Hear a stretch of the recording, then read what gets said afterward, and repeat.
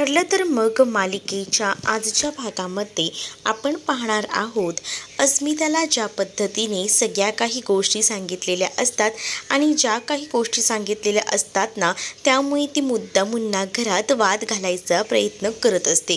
सायलीच्या कशा काय काय चुका आहे त्याच फक्त ती मुद्दामून कल्पनासमोर मांडत असते. पण आता कल्पना ही शांत न बसता कल्पना अस्मिताला सुनावू लागते आणि म्हणत असते की काय आहे, प्रत्येक वेळेला तुझं आल्या आल्या सुरूच होतं का? आज आल्या आल्या तुझं सुरू झालंय. जरा काही सणाचे दिवस आहेत, तोंड जरा शांत ठेवावं तर ते सुद्धा तुला जमत नाही का? असं कल्पना अस्मिताला बोलून ओरडू लागते. त्यावर अस्मिता कल्पनाला म्हणते की आई, तुझा प्रॉब्लेम काय आहे गं? म्हणजे मी तिला बोलते याचा तुला त्रास होतोय का? असं डायरेक्टली आता कल्पनाला अस्मिता म्हणू लागते. तर कल्पना म्हणते की तसं काहीही नाही आहे.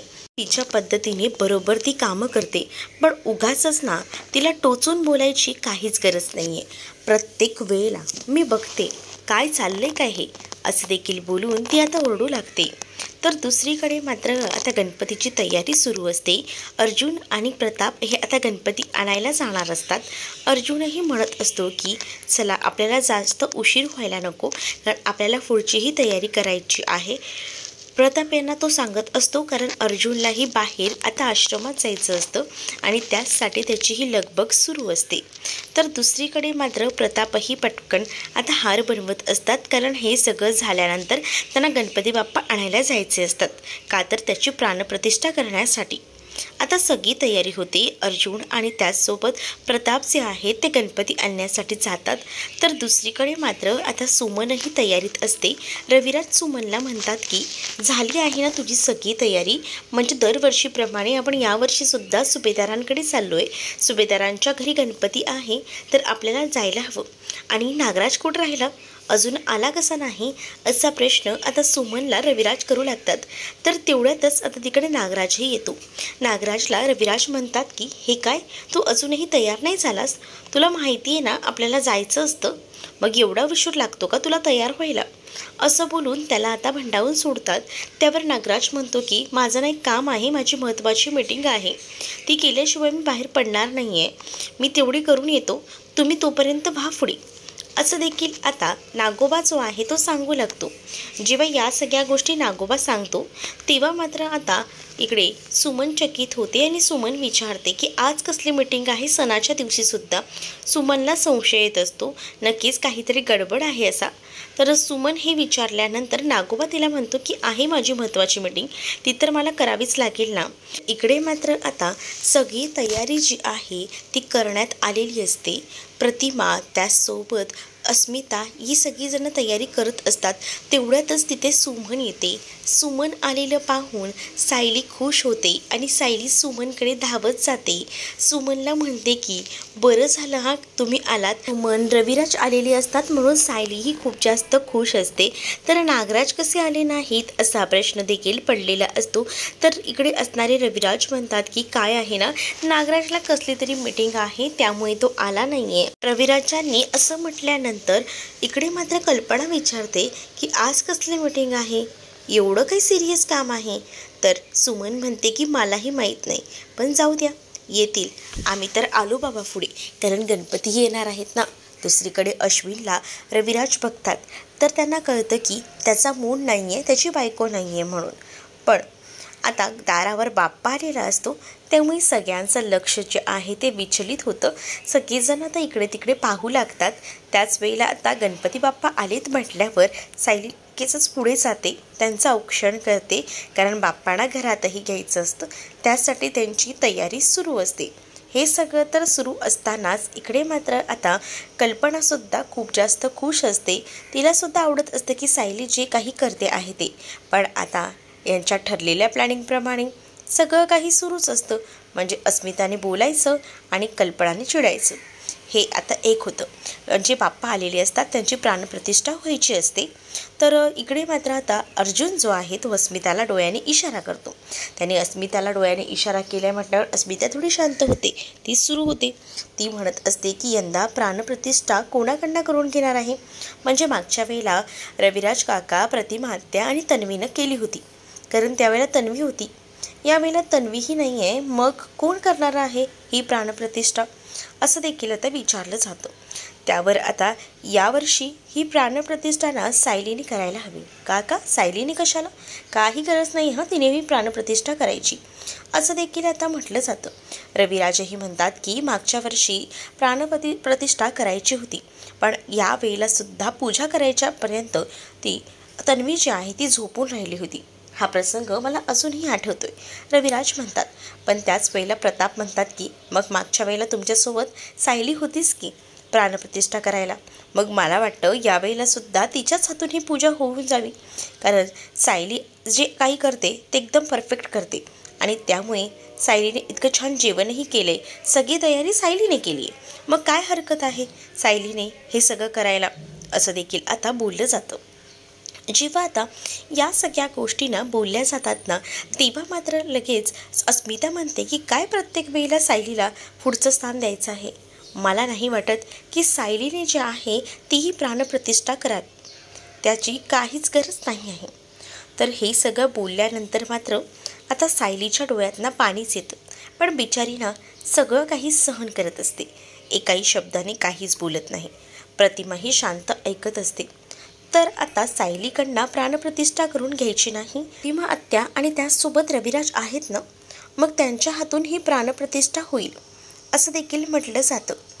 तर दुसरीकडे अर्जुन, तोही शांत असतो, तोही काही बोलत नाही. त्यालाही अस्मिताचं म्हणणं पटत असतं. तो म्हणतो की ठीक आहे, तू म्हणतेस ना, मग या दोघांच्याही असते प्राणप्रतिष्ठा होऊन जाऊ दे. रविराजांचं असं काहीच नसतं. रविराज आणि प्रतिमा आत्या दोघंही जण आता पुढे जातात आणि पुढे जाऊन आता ते प्राणप्रतिष्ठा करण्यासाठी तयारच असतात. पण तेवढ्यातच ना कल्पना येते आणि कल्पना थांबा असं म्हणते. आता कल्पनाने थांबा असं म्हटल्याबरोबर सगळेजण जागेवरच थांबतात. जागेवरच थांबल्यानंतर कल्पना आता प्रचंड भडकलेली असते आणि कल्पना जी आहे ती मात्र आता अस्मिताकडे आणि एकदा सायलीकडे रागात पाहत असते. त्यामुळे कोणालाच काही कळत नसतं की नेमकं काय झालंय. पण आधी ती सायलीकडे जेव्हा रागानं बघते ना, तेव्हा मात्र आता सायली खूप जास्त घाबरते. सायली लगेचच आपली मान खाली टाकून उभी राहते आणि त्यानंतर अस्मिताकडे ती निघून जाते. अस्मिताकडे जेव्हा आता ती जाते ना, तेव्हा मात्र आता अस्मिता जी आहे ती म्हणते की आई, अशी रागाने काय बघतेस? तर त्यावर कल्पना तिला म्हणते की तुझं काय आहे गं, घरात आली आहेस ना तर राहा ना व्यवस्थित, कशाला उगाच सणाच्या दिवशी वाद घालायचे. मला ना या गोष्टीच आवडत नाही आहेत मुळात. तुझं जे काही चाललंय ना ते आत्ताच्या आता थांबव. म्हणजे ना कधीही तिच्याशी चांगलं वागायचं नाही. ती बिचारी मुलगी तुला काही बोलत नाही याचा अर्थ असा नाही की तोंडाला येईल ते तिला बोलत राहावं. दुसरीकडे नागराज महत्त्वाच्या मीटिंगसाठी गेलेला असतो, म्हणजे या महिपतला भेटायला गेलेला असताना तो सांगू लागतो की जे काही कोळ्यांचं प्रकरण झालं आहे त्यामध्ये बरं झालं माझं नाव नाही आलं, बाहेरच्या बाहेरच सगळं काही प्रियावर गेलं, नाहीतर माझी तर चांगलीच वाट लागली असती, असं देखील तो आता म्हणत असतो. त्यावर आता नागराजला महिपत सांगतो की अरे ते सगळं तर ठीक आहे, चिचुंद्रीवर सगळं काही टाकलं गेलं, पण पुढचं काय? पुढे जाऊन त्या बाईला गोळ्या जर परफेक्ट दिल्या जातील तर आपलं काय? अरे दुसरीकडे नागराज सांगतो, पण ना मला ना सुमनवर संशय येतो, म्हणजे ना तिनं अचानकपणे घरात तुझा विषय काढला म्हणूनच ना मला डाऊट येतोय. तर आता सुमनकडे सुद्धा तुला बारकाईने लक्ष द्यावं लागेल, असं देखील आता इथे असणारा महिपत नागोबाला सांगून त्याला आता सावध करत असतो. तर नागोबा म्हणतो की नाही ती सुमन आहे ना वेंधई आहे वेंधई. तर महिपत म्हणतो अरे बायका असतातच अशा वेंधया, पण जेव्हा दाखवायचं ना शहाणपणा तेव्हा बरोबर दाखवतात. इकडे आता कल्पना अस्मितावर भयंकर अशी चिडलेली असते.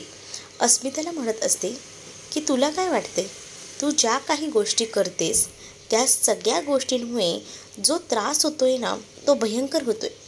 ती मुलगी आतापर्यंत काहीच बोलली नाही आहे, तिच्या हातून पूजा व्हायची होती, बस इतकाच विषय मांडला होता. तर कल्पना सायलीकडे सुद्धा जाते आणि सायलीला सुद्धा ओरडते आणि म्हणते तुला या सगळ्यांचं बोलणं शांतपणे ऐकून घ्यावंसं कसं वाटतं, तुला त्यावर आवाज का चढवावासा वाटत नाही, असं शांत बसून किती दिवस चालणार आहे तुझं, असं देखील आता म्हटलं जातं.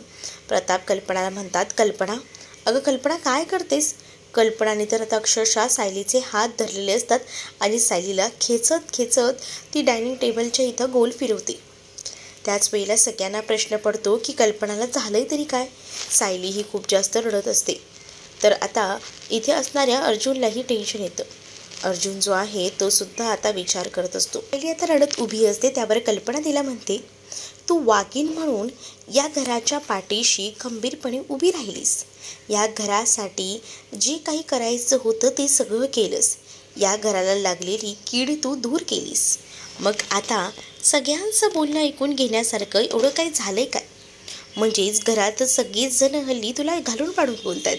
प्रताप, त्याचसोबत अस्मिता, या सगळ्यांचं बोलणं तू ऐकून का घेतेस? तुला उलट उत्तर देता येत नाही का? म्हणजे जेव्हा स्वतःवर काही गोष्टी येतात तेव्हा शांत मूक येऊन बसतेस, पण इतर जेव्हा घरातल्यांवर काही संकट येणार असतं, काही होणार असतं, तेव्हा वाघीण बनून उभी राहतेस. मग ती वाघीण अचानकपणे शांत का होते? असं देखील आता सायलीला इकडे असणारी कल्पना बोलू लागते. तर दुसरीकडे मात्र आता जो महिपत असतो ना, तो नागोबाला सांगत असतो, या बायकांपासून सावध राहायचं. म्हणजेच तुलाही तुझ्या बायकोपासून सावध राहायला लागणार आहे. कारण तुला माहीत नाही, बायका इतक्या हलकट असतात ना, त्यांना सगळ्या गोष्टी माहिती असतात. त्या आपल्याला दाखवत असतात की त्यांना काही कळत नाही आहे, पण त्यांना सगळं काही माहिती असतं. त्यामुळे तूसुद्धा तुझ्या बायकोवर बारकाईने लक्ष ठेव. तिलासुद्धा तुझ्यावर संशय आला असेल, त्यामुळे ती तुझं काय करेल हे तूच ठरव. असं देखील आता महिपत नागोबाला सांगून त्याला आता एक धमकी देत असतो. तर नागोबाही त्या गोष्टीचा विचार करतो. तर इकडे रविराज कल्पनाला म्हणतात की, कल्पना काय झालं आहे? तू एवढी का भडकली आहेस? तर आता कल्पना जी आहे ती सायलीला बोलत असते की तू हे जे काही करतेस ना, ते चुकीचं करतेस. म्हणजे प्रत्येकजण तुला येऊन सगळं काही बोलत आहे, पण तू पुढे येऊन एकदा तरी बोलतेस का की आई मला करू द्या ना पूजा, मी करेन सगळं काही. एकदाही स्वतःहून पुढे येऊन काहीच बोलायचं नाही, पण सगळेजण जे जे बोलत आहेत ते सगळं सहन करायचं. हे तू आधीपासूनच ठरवलेस. असं देखील आता इथे असणारी कल्पना जी आहे ती म्हणत असते. प्रताप, त्याचबरोबर अस्मिता आणि त्याचबरोबर अर्जुन हे सगळेजण चकित झालेले असतात की कल्पनाला झालंय काय, कल्पनाच्या बाबतीत काय होतंय काय, इतकं चांगलं ही कसं काय बोलू शकते, हाच मोठा प्रश्न आता पडलेला असतो. कल्पना म्हणत असते की तू जर एकाही शब्दाने बोलशील ना की आई माझ्याकडनं झाल्याच चुका, पण तुम्ही माझ्यासोबत असं का वागताय, माझ्याशी पहिल्यासारखं बोला ना. पण नाही, तुला पुढे येऊन या सगळ्या गोष्टी काही बोलायच्याच नाही आहेत ना. तर इकडे हे सगळं जेव्हा कल्पना बोलत असते ना, तेव्हा मात्र खूप जास्त टेन्शन आलेलं असतं. ते म्हणजे अश्विनला. अश्विन विचार करतो की काय होतं आणि हे सगळं काय होऊन बसलेलं आहे. म्हणजेच हे सगळं काही विचित्र घडते असाच तो आता विचार करत असतो. प्रतिमा, त्याचसोबत इथे असणारी अस्मिता हे एकमेकांकडे पाहत असतात. त्यांनासुद्धा थोडं वेगळं वाटत असतं. तर कल्पना आता रडतच म्हणत असते की तू ही प्राणप्रतिष्ठा करायची आहे, बाप्पाची पूजा करायची, हे तोंडाने जर स्वतःहून जरी बोलशील ना तरी खूप होईल. पण नाही, तुला हे सगळं काही बोलता येत नाही ना, यासाठी तुला मूग घेऊन गप्प बसायचं असतं. आणि हे सगळं जेव्हा आता बोललं जातं ना, तेव्हा मात्र आता इथे जी सायली असते तिला खूप जास्त रडू येतं. बिचारी सायली ही रडत असते. रडत असताना तिला आता काय बोलावं आणि काय नाही हे समजतच नाही. ती बिचारी आता शांत असते. तर दुसरीकडे मात्र आता कल्पना म्हणते की अगं बोल, मला तुझ्याकडनं तीच अपेक्षा आहे की तू बोलायला हवं. तू शांत राहिलीस ना तर त्याचा काहीही उपयोग होणार नाही आहे. जर बोललीस तर सगळ्या गोष्टी कळतील. असं देखील आता कल्पना जी आहे ती आता सायलीला म्हणत असते. सायलीसुद्धा आता शांत असते, पण कल्पनाने औक्षण असं ताट आणि या सगळ्या गोष्टी तयार केलेल्या असतात. कारण ना तिच्याकडनंच ह्या सगळ्या काही गोष्टी करून घ्यायच्या हेच आता ठरलेलं असतं. आणि त्यामुळेच आता कल्पना खूप जास्त रडत असते आणि कल्पना म्हणत असते की तू जर स्वतःहून म्हणशील ना की आई तुम्ही माझ्याशी बोला, या सगळ्या गोष्टी माझ्यासोबतच शेअर करा, पण नाही, तुला तर या सगळ्याबद्दल काहीच बोलायचं नाही आहे. अस्मिता आता म्हणते की मम्मा हे सगळं काय चालवलंयस तू, बस करा, गणपती बाप्पाची पूजाही करायला हवी ना, आणि काय ते सायलीचं कौतुक. असं देखील अस्मिता आता बोलू लागते. त्यावर कल्पना पुन्हा एकदा चिडते. कल्पना अस्मिताला म्हणते, अस्मिता तू शांत हो, मी सायलीसोबत बोलते. सायलीला आता कल्पना म्हणत असते की तू स्वतःहून मला बोलायला हवं होतंस की हे सगळं तुला करायचं आहे, पण नाही, तुला शांतच बसायचं आहे. एवढ्या दिवसांमध्ये ज्या ज्या काही गोष्टी होत आहेत त्या सगळ्या काही मी चुकीच्या पद्धतीने तुझ्यासोबत वागत आहे, पण तू एकाही शब्दाने मला बोलायला आलीस का की आई या सगळ्या गोष्टी सोडून द्या आणि या सगळ्यांमध्ये दुर्लक्ष करा आणि मला माफ करा? नाही, मग तुला बोलायचंच नसेल ना. दुसरीकडे औक्षणाचं ताट आता कल्पनाने तयार करून आणलेलं असतं आणि ती म्हणत असते की आज बाप्पाची प्राणप्रतिष्ठा तुलाच करायची आहे. ती सून म्हणून नाही तर माझी लेक म्हणून तुला हे करायचं आहे. मी आतापर्यंत तुला खूप काही बोलले, पण एकाही शब्दाने उलट तू काहीच बोलली नाहीस. पण माझं तुझ्यावरचं प्रेम कसुबरही कमी झालेलं नाही असं देखील आता कल्पना ही सायलीला रडत रडतच बोलत असते. सायलीला सुद्धा खूपच जास्त वाईट वाटत असतं. पुढे आता कल्पना सायलीला सांगते की काय चाललंय काय, म्हणजे मी एवढं सगळं बोलले तरीसुद्धा तुला तुझ्या या आईला जवळ घ्यावंसं मिठी मारावीशी वाटत नाही आहे का? त्यावर सायलीला अजूनच रडू येतं आणि सायली पटकनच कल्पनाच्या मिठीत विसावते. कल्पना ही तिला मायेने जवळ घेते, कारण कल्पना आणि सायली या दोघीही जणी इतके दिवस लांब होत्या पण मनाने मात्र जवळ होत्या आणि आज मनाने शरीराने सगळ्यांनी एकत्र आलेल्या असतात आणि त्यामुळेच आता घरात सगळ्यांनाच हे सगळं काही छान सुरळीत झालं याचा आनंद झालेला असतो. कारण प्रतिमा त्याचसोबत अस्मिता आणि अर्जुन यांनी हे जे काही प्लॅनिंग केलेलं असतं ना ते आता सक्सेस झालेलं असतं. अक्षरशः अर्जुनचे डोळेसुद्धा पाणावलेले असतात, कारण सायलीला आणि कल्पनाला एकत्र मिळवण्यासाठी त्याने हे मिशन हातात घेतलं होतं आणि ते मिशन फायनली सक्सेस झालेलं होतं. त्यामुळे तो विजयाचा तर आनंद त्याच्या चेहऱ्यावर असतोच, पण त्याचसोबत त्याला एक आनंद हा देखील असतो की कल्पना आणि सायलीचं बॉन्डिंग पुन्हा पहिल्यासारखं झालं. हेच त्याला हवं होतं कित्येक दिवस आणि आज त्याच्या मनासारखं झालं होतं. प्रतिमाही खुश असते, कारण प्रतिमालाही माहिती होतं की सायली पुन्हा सगळ्या गोष्टी सुरळीत होण्यासाठी किती प्रयत्न करत होती ते, आणि त्यामुळेच हा आनंद सगळ्यांच्या चेहऱ्यावर दिसत असतो. सायली आता डायरेक्ट कल्पनाच्या मिठीतच विसावते, त्यामुळे आता दोघीही जणी खूप जास्त रडतात. शेवटी आधी ह्या दोघीही जणी मायलेकीप्रमाणे राहायच्या आणि आता इथून पुढेही देखील मायलेकीप्रमाणेच राहतील, म्हणूनच त्यांचं जे बॉन्डिंग आहे त्यामुळेच आता दोघीही जणी एकमेकांच्या मिठीत येतात ना तेव्हा खूप जास्त रडू लागतात. तर हे सगळं बघून अर्जुनच्या डोळ्यात सुद्धा पाणी आलेलं असतं. अक्षरशः अर्जुनने आपले डोळे फुसलेले असतात. तर दुसरीकडे मात्र आता सायली जी आहे ती कल्पनाच्या गालावर किसही करते आणि तिला आता फायनली तिची आई पुन्हा मिळालेली असते आणि त्याचा तो आनंद असतो. पण अश्विनचं मात्र या सगळ्यामध्ये तोंड पडलेलं असतं. तर दुसरीकडे पुढील भागात पाहायला मिळतं बाप्पाची प्राणप्रतिष्ठा सायली आणि अर्जुन दोघंही जण जोडीने करतात आणि दोघांच्याही जोडीने आरतीसुद्धा होते. आरती वगैरे झाल्यानंतर आता अर्जुनला कामासाठी बाहेर जायचं असतं. चैतन्यसुद्धा त्याच्यासोबत असतो. चैतन्य आणि अर्जुन आता आश्रमात गेलेले असतात आणि आश्रमात जाऊन सगळ्याची पडताळणी करणार असतात. म्हणजेच सगळ्या गोष्टी आतापर्यंत मधुभाऊनी जे आहेत त्या व्यवस्थित ठेवलेल्या आहेत. तर त्या गोष्टी म्हणजेच जी काही गाठोडी आहे ती सगळी गाठोडी आता त्याला शोधून काढायची आहेत आणि म्हणूनच तो या सगळ्यामध्ये लक्ष देतोय आणि ती सगळी गाठोडी कुठे आहेत, काय आहेत हे सुद्धा व्यवस्थितपणे चेक करतोय. आणि जेव्हा आता त्याला ती गाठोडी भेटतायत ना तेव्हा तो विचार करतोय की मी ह्या सगळ्याचा शोध घ्यायचा प्रयत्न करत आहे, पण याच्यामध्ये बाकी इतर सगळी गाठोडी आहेत, पण यामध्ये 2 गाठोडी नाही आहेत, सायलीचं आणि प्रियाचं. मग ही 2 गाठोडी गेली तरी कुठे, हा मोठा प्रश्न जो आहे तो आता अर्जुनला पडलेला असतो आणि अर्जुन जो आहे तो याबद्दल कुसुमला बोलत असतो. तर कुसुमसुद्धा त्याच गोष्टीचा विचार करत असते. आता अर्जुन सायली आणि त्याचसोबत प्रियाचं गाठोडं कसं शोधून काढेल हे येणाऱ्या भागांमध्येच आपल्याला पाहायला मिळेल. तुम्ही जर आपल्या चॅनलवर नवीन असाल तर आपल्या चॅनलला सबस्क्राईब नक्कीच करा. चला तर मग भेटूया पुढच्या भागामध्ये.